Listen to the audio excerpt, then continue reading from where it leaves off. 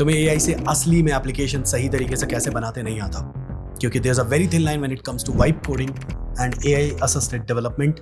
इस वीडियो में तुम्हें ये सिखाएंगे कि एक एप्लीकेशन को असलियत में प्रोडक्शन लेवल पे एआई के साथ कैसे बिल्ड करते हैं, क्योंकि वो ऐसे तो बिल्ड नहीं होता, hey Claude build me an application, ऐसे तो नहीं होता। Hey Claude fix my errors, ऐसे तो नहीं होता। Hey Claude fix my errors, don't do mistake, ऐसे तो बिल्कुल नहीं होता। तो आज हम एक्सकेलीड्रॉ बनाने वाले हैं। एक एप्लीकेशन है, काफ़ी फेमस है।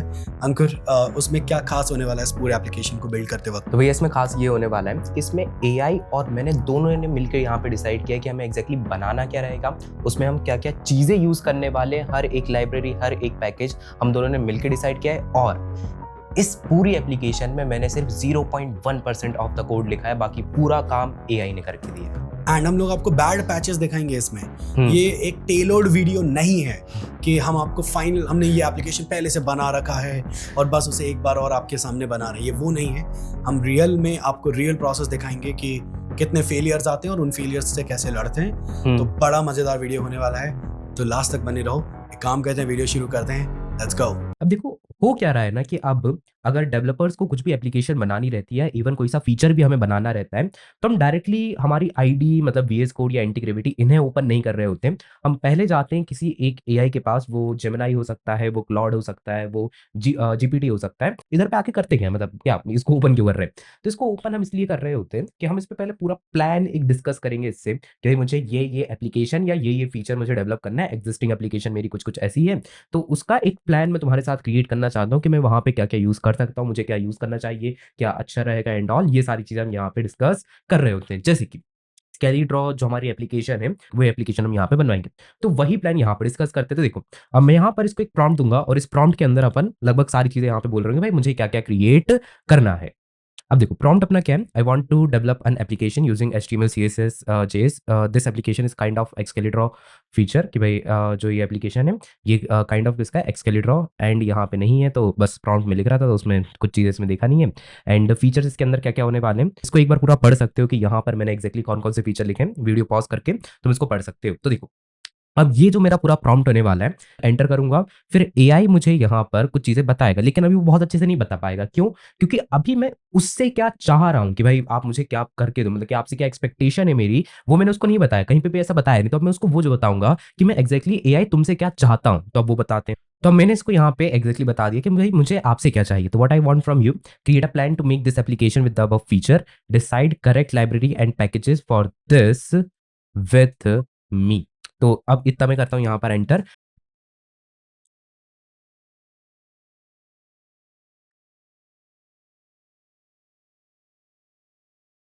तो देखो, मैं इसने बहुत बड़ा रिस्पॉन्स दिया है, मैं तुम्हें 2 मेन पॉइंट इसके बता देता हूँ। तो ये बोल रहा है कि भाई आप एक कैनवास मत बताओ। अब अगर कैनवास तुम्हें नहीं पता है, तो वो चीज़ अभी पता होनी चाहिए, ते अगर एडवांस पे आ रहे हो। अगर नहीं पता है तो एनवाईसी एक और चैनल है, वहाँ पे जाके तुम देख सकते हो, एचटीएमएल एंड जो भी वीडियो देखना रहेगा।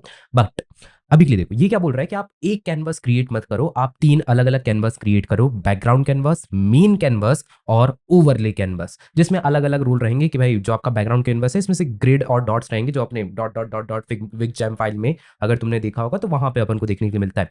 मेन कैनवास जिसके ऊपर अपन पूरे शेप्स एंड ऑल सारी चीजों को ड्रॉ करेंगे, और एक ओवरले कैनवास जिसपे अपन मेनली लेजर काइंड ऑफ ये सारी चीजें चलाएंगे, सिलेक्शन एंड ऑल। तो इससे आपको अलग-अलग चीज़ों के लिए पूरी ही चीज़ को रीड्रॉ नहीं करना पड़ेगा, कंप्यूटेशन आपका बचेगा। उसका मेन पॉइंट ये है, जो कि मुझे भी सही लग रहा है कि भाई हाँ, ऑप्टिमाइज़ेशन हो जाएगा, क्योंकि पहले भी मैंने इन चीज़ों को बनाने का ट्राई किया था, उसमें सबसे बड़ी प्रॉब्लम यही होती है ऑप्टिमाइज़ेशन, कि मुझे बहुत बार रीड्रॉ करना पड़ता था, जिसकी वजह से सिस्टम थोड़ा स्लो होता था। तो ये इसने काफ़ी एक अच्छा अप्रोच निकाला है, और ये हमें 3 ऑप्शन दे रहा है, रॉ पहला ऑप्शन, दूसरा कि कॉन्वा जेएस यूज़ कर लो, और जिसमें शेप्स एंड ऑल ये सारी चीज़ें इनबिल्ट आती हैं, और तीसरा है फैब्रिक जेएस, जो कॉन्वा जेएस जैसा है, लेकिन इसमें 2 फीचर और एक्स्ट्रा आते हैं। कौन-कौन से, कि आपको जेसन फाइल में एक्सपोर्ट करने देगा, और आई थिंक पीएनजी में भी शायद से एक्सपोर्ट करने देता है, सिर्फ जेसन में एक्सपोर्ट करने देता है। तो ये सारी चीजें, और बोल रहे हैं कि भाई मैं फैब्रिक जेएस को सजेस्ट करूंगा। तो देखो अब मैं क्या करने वाला हूँ, कि जो कॉन्वा जेएस और फैब्रिक जेएस है, इन दोनों में से मैं कोई एक सेलेक्ट करूंगा। रॉ पे मैं नहीं जाने वाला, कोई नहीं जाता, हर कोई बॉयलरप्लेट नहीं क्रिएट करता, एआई आ गया, लेकिन स्टिल तो हम क्या करेंगे, कॉन्वा जेएस और फैब्रिक जेएस दोनों में से कोई एक यूज करने वाले हैं, लेकिन मैं पहले इनको देखूंगा कि इनका कैसा है, इनकी कम्युनिटी कैसी है एंड ऑल, क्योंकि मुझे नहीं पता कि दोनों अभी एग्जैक्टली कौन से ज्यादा अच्छी है, तो मुझे थोड़ा सर्च करना पड़ेगा इसके बारे में।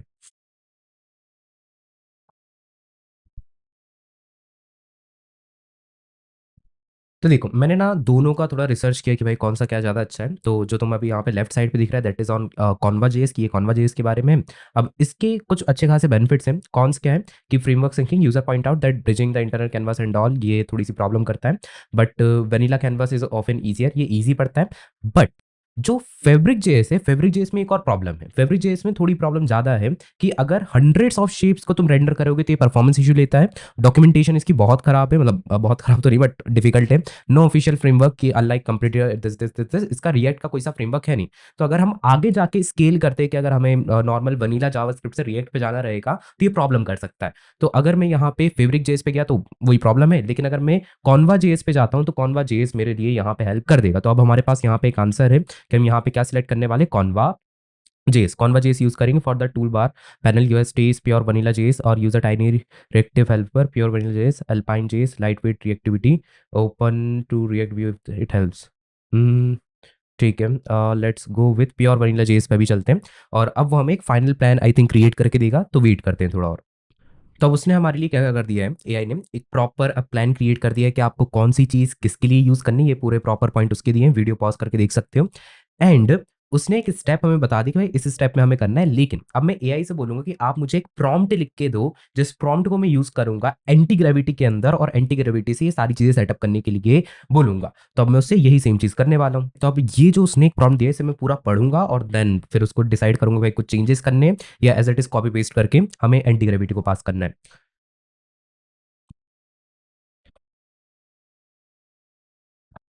तो पूरा प्रॉम्प्ट मैंने पढ़ लिया है। इसमें कुछ 3 चेंजेस मुझे देखने के लिए मिल रहे हैं कि सबसे पहले ये एकदम प्लेन वैनिला सीएसएस को यूज़ कर रहा था। मैं बोल रहा हूँ भाई आप टेलविंड सीएसएस यूज़ करना। और इसमें एक चीज़ और थी कि एक टूल नहीं था मतलब कि जो हमारा यूज़र है वो टेक्स्ट नहीं लिख पाता। जो फाइनल आउटपुट आता है ना उसमें टेक्स्ट नहीं लिख पाता। उसका कहीं पे रेफरेंस भी नहीं मिला मुझे कहीं पे देखने के लिए। तो मैंने ये और बोला कि भाई जो यूज़र है वो एक टेक्स्ट भी लिख पाए हमारे कैनवास पे। तो ये एक नए न्यू फीचर की तरह मैंने ऐड करने के लिए बोला है। और on laser tool if the user और मतलब कि अभी प्रॉब्लम क्या थी कि जो फाइनल आउटपुट आता उसमें अगर यूज़र लेजर टूल को एक्टिव करता तो कंटिन्यूअसली जहां जहां पे कर्सर जाता वहां वहां पे वो लेजर चलती रहती। लेकिन मैंने वहां पे बोल दिया कि अगर यूजर लेफ्ट क्लिक को होल्ड करके रखेगा तो ही वहां पे लेजर को आप ड्रॉ करोगे। तो ये कुछ चेंजेस है, एंटर करवाया एंड देन फिर वेट करेंगे थोड़ा। तो इसने सारे चेंजेस कर दिए हैं एंड अब अगर मैं इसको करूंगा कॉपी, कॉपी करने के बाद हम चलेंगे सीधा एंटी ग्रेविटी पे। और एंटी ग्रेविटी पे जो मैं मॉडल यहाँ पे यूज़ करने वाला that is Claude Sonnet 4.6 and prompt देख के सीधा मैं यहाँ पर करूँगा एंटर। प्रॉम्प्ट पूरा पढ़ चुका था, चेंजेस उसने वही किए थे। तो अब थोड़ा और वेट करते हैं एंड देखते हैं क्या बनाता है ये। तो एंटी ग्रेविटी की एक आदत है कि वो पहले प्लान क्रिएट करता है देन चीज़ों को आगे बढ़ाता है। तो प्लान तो उसने बढ़िया क्रिएट किया था। मैं उससे एक एडिशनल चीज़ और बोल रहा हूँ कि आपको एक readme.md फाइल मेंटेन करनी है इस प्रोजेक्ट के लिए जिसमें इस प्रोजेक्ट के बारे में कंटेंट रहेगा और साथ ही साथ कौन सा टेक्स्ट टैग या टैग हम यहाँ पे यूज़ कर रहे हैं उसके बारे में कंटेंट रहेगा। तो इसको मैं और सबमिट कर दिया एंड दिस तो इसके अकॉर्डिंग आई थिंक वो और काम करेगा। एक रीडमी फाइल बन चुकी है। अब जो हमारा ओरिजिनल प्लान था उसके साथ हम यहाँ पे प्रोसीड करेंगे।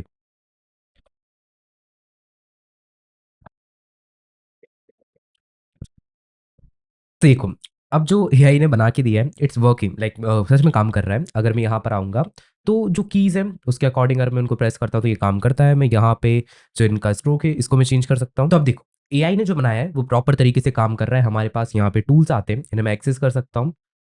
इधर पे ड्रॉ किया और आई थिंक अगर मैं इधर पे आऊँगा तो इसका जो कलर है इससे भी मैं चेंज यहाँ पे कर सकता हूँ। मतलब कि जितने भी मुझे शेप्स यहाँ पे ड्रॉ करने हैं वो सारे के सारे शेप्स ड्रॉ किए जा सकते हैं बढ़िया तरीके से, आउटलाइन एंड ऑल ये सारी चीज़ें बढ़िया तरीके से यहाँ पे सिलेक्ट हो जाती हैं।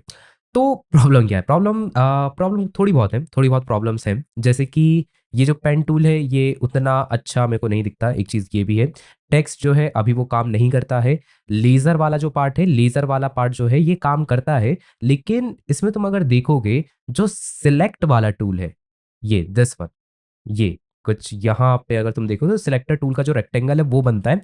वही सेम चीज़ लेज़र टूल पे भी अपनी बन रही होती है और जो लेज़र की विड्थ है वो भी अपनी बन रही है प्लस लेज़र की एक आउटलाइन आ रही है जो कि आना नहीं चाहिए था।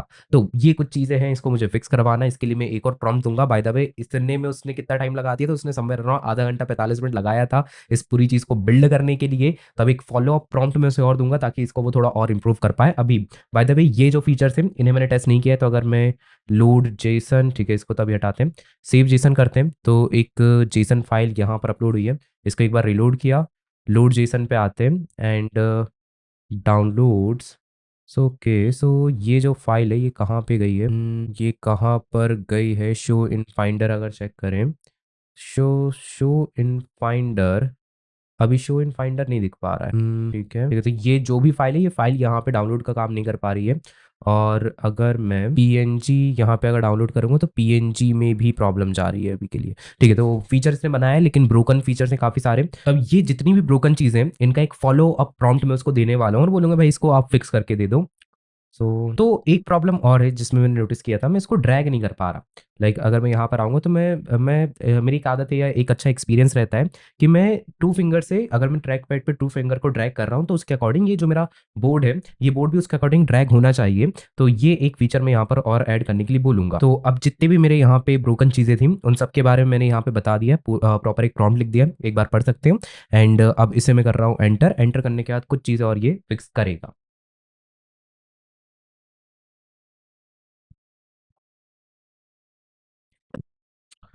तो देखो ये जो अभी हम एप्लीकेशन बना रहे थे इसमें एक जो प्रॉब्लम आ रही थी तो दैट इज टेक्स्ट वाली। तो ये जो प्रॉब्लम है ये तो फिक्स हो गई है हमारी। इधर पे अगर मैं इसको कहीं और क्लिक करूंगा वापस से इसे सिलेक्ट करता हूँ तो मैं फॉन्ट साइज भी इसका बढ़ा सकता हूँ कुछ इस तरीके से।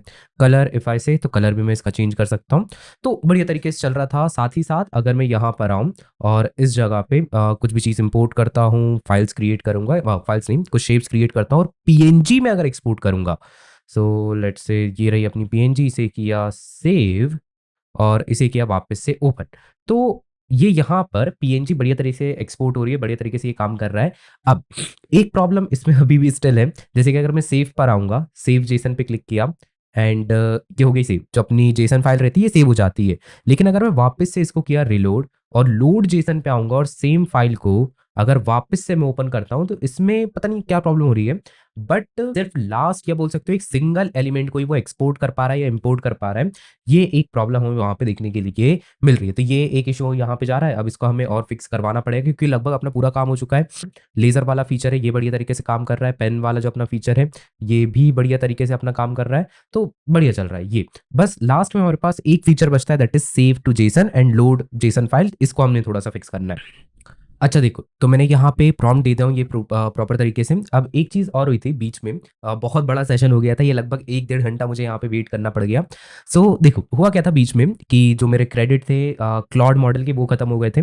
तो मैंने यहाँ पे जेमिनाई का यूज़ करना चालू कर दिया था फिर। तो जेमिनाई जो है उसने इस टेक्स्ट वाली प्रॉब्लम को देन फाइनली सॉल्व करके दिया था। और अभी भी अगर तुम मॉडल देखोगे तो अभी भी जो मॉडल यहाँ पे सिलेक्टेड है दैट इज जेमिनाई 3.1 प्रो। अभी यही वाला मॉडल अभी मैंने सेलेक्ट करके रखा है। अब अगर ये वापस से बता होता है तो मैं यहाँ पे क्लाउड सोनेट पे चला जाऊंगा। क्यों? क्योंकि मैंने दूसरे ईमेल आईडी से यहाँ पे लॉगिन कर लिया हूँ। सो देखते हैं। एंड एक यहाँ क्रिएट किया, इसको किया डुप्लीकेट एंड ओके ठीक है। तो आई थिंक मैं इसको ड्रैग नहीं कर पा रहा हूँ, एक प्रॉब्लम और हो रही है ड्रैग की। ठीक है ओके, इधर पे आते हैं। एक रेक्टेंगल अगर मैं और क्रिएट करूंगा सो ये अपना काइंड ऑफ बन गया। लेकिन ड्रैग करने में थोड़ा सा इशू जा रहा है। एक शेप्स जो है अपने उनको मैं जितने एलिमेंट्स हैं उनको मैं ड्रैग काइंड ऑफ नहीं कर पा रहा हूँ। बट इंपोर्ट वाला अगर पार्ट देखते तो इसे किया वापस से सेव एंड लोड जेसन। पहले इसको रिलोड कर लेते हैं। लोड जेसन ओपन किया तो चलो ये वाला अपना पार्ट फिक्स हो गया है। अब बस एक लास्ट वाला अपना बग और बचता है क्या कि ये जो शेप्स हैं इन शेप्स को सिलेक्ट करके मैं ड्रैग नहीं कर सकता, मतलब कि कहीं पे मूव नहीं कर पा रहा हूँ। तो ये चीज और इससे फिक्स करवाते थे, इसको करते हैं। तो यार मैंने ना एक चीज यहाँ पे नोटिस किया कि ये जो फिल एलिमेंट्स है, मतलब कि ये एक रेक्टेंगल, ये फिल्ड है, इसके अंदर एक सॉलिड कलर है, लेकिन ये भी एक रेक्टेंगल है लेकिन ये फिल्ड नहीं है। तो मैं इसको बहुत इजीली ड्रैग कर पाऊंगा, मूव कर पाऊंगा, बट इस रेक्टेंगल को मैं मूव नहीं कर पा रहा हूँ काइंड ऑफ। तो ये मैंने उसको एक प्रॉम्प्ट दे दिया था गलती से पहले, तो मैं इसे थोड़ा और मॉडिफाई करूंगा थोड़ा सा।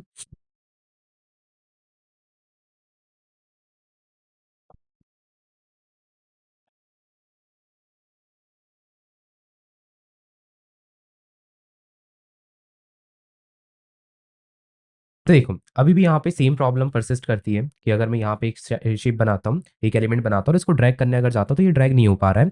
एंड अब इसका सोल्यूशन यही है। और अच्छा इसमें एक ना मैंने पैटर्न और नोटिस किया है कि जैसे कि मैंने इस एलिमेंट को सिलेक्ट किया, ये सिलेक्ट हो गया, लेकिन जिस मोमेंट में मैं इसको ड्रैग करने जाऊंगा ये काइंड ऑफ फिर से जो सिलेक्ट वाला टूल है उसको एक्टिव कर देता है। तब यही सेम एग्जैक्ट प्रॉब्लम मैं उसे बताने वाला हूँ मेरे एआई को और उसे बोलूंगा इस चीज को फिक्स करके दे दो। तो इस बार जो यहाँ पे मैं मॉडल यूज करूंगा that would be Claude Sonnet 4.6। Kind of, ठीक। सो ये एक प्रॉम्प्ट उसको मैंने और दे दिया और इस प्रॉम्प्ट के अकॉर्डिंग फिर से थोड़ा बहुत वो काम करेगा एंड देखते हैं कि क्या रिजल्ट हमें निकाल के देता है।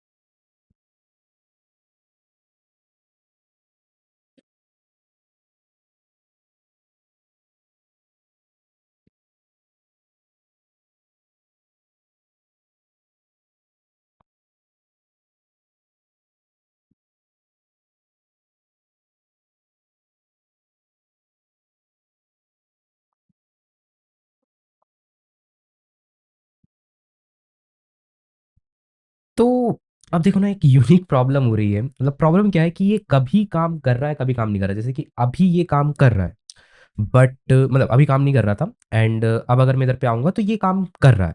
सो ये बहुत रैंडम हो रहा है काइंड ऑफ, और इसको डिबग करना बहुत मुश्किल है। एंड जहाँ तक मैं समझ पा रहा हूँ कि इसका बस एक ही प्रॉब्लम हो सकती है कि इसने ना बहुत सारे इवेंट लिस्टनर लगा दिया और वो सब एक दूसरे से फाइट काइंड ऑफ कर रहे हैं कि भाई मैं कौन सा इवेंट लिस्टनर पहले काम करना चालू करेगा। क्या वो सिलेक्ट टूल का इवेंट लिस्टनर रहेगा, क्या वो ड्रैगेबल का इवेंट लिस्टनर रहेगा, कौन सा इवेंट लिस्टनर सबसे पहले काम करने वाला है। जहाँ तक मैं सोच पा रहा हूँ कि इसमें यही प्रॉब्लम होनी चाहिए, तो इसी प्रॉब्लम को एक बार मैं इसको प्रॉम्प्ट बना के देने वाला हूँ।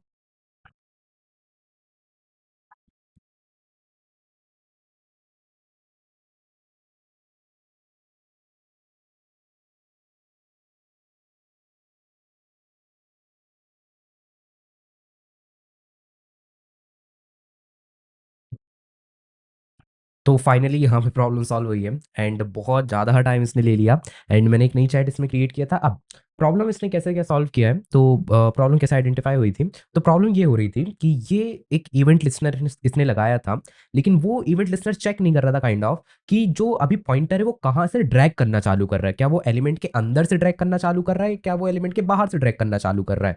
तो उसने बस वही चेक लगा दिया कि अगर पॉइंटर एलिमेंट के अंदर से कहीं पे ड्रैग करना चालू करेगा तो हमें एलिमेंट को ड्रैग करते हुए लेके जाना है, और अगर बाहर से कर रहा होगा तो हम सिलेक्ट एलिमेंट को या सिलेक्ट टूल को एक्टिव करना है। तो ये हमने यहाँ पे फिक्स देखा। इसमें बहुत सारे मेरे को प्रॉम्प्ट्स लगे, बहुत सारे मेरे को चीज़ें सोचनी पड़ी। एरर्स ऐसे आ नहीं रहे थे, रेस कंडीशन थोड़ी बहुत आ रही थी, तो बीच में हमने एक रेस कंडीशन इवेंट्स की वहाँ पे फिक्स किए थे एंड फाइनली अब जाके ये फिक्स हुआ है। एंड उसमें बहुत सारे प्रॉम्प्ट, मुझे एक नई चैट क्रिएट करनी पड़ गई। मेरे एक अकाउंट का काइंड ऑफ क्रेडिट वहाँ पे खत्म हुआ था, बट इट्स वर्किंग फाइन। अब यहाँ पे ये सही तरीके से काम कर रहा है। एक्सपोर्ट वाला ये जो फीचर, एक्सपोर्ट वाले फीचर भी अपने यहाँ पे काम कर रहे हैं। तो फाइनली अब इस वीडियो में इतने ही रखेंगे। अब एक चीज़ और है कि अगर तुम सीखना चाहते हो कि एग्जिस्टिंग प्रोजेक्ट में हम कैसे नए फीचर को ऐड कर सकते हैं, वो अगर तुम सीखना चाहते हो तो वो उसकी कमेंट कर देना वीडियो के नीचे। उस पर्टिकुलर वीडियो पर भी, या बोल सकते हो वो एक पर्टिकुलर वीडियो हम बनाएंगे, बस कमेंट ज़्यादा होने चाहिए। अगर कमेंट ज़्यादा करोगे तो उस पर ही बनाएंगे। चलो, तो इस वीडियो में इतने ही रखेंगे, मिलते हैं किसी और वीडियो में।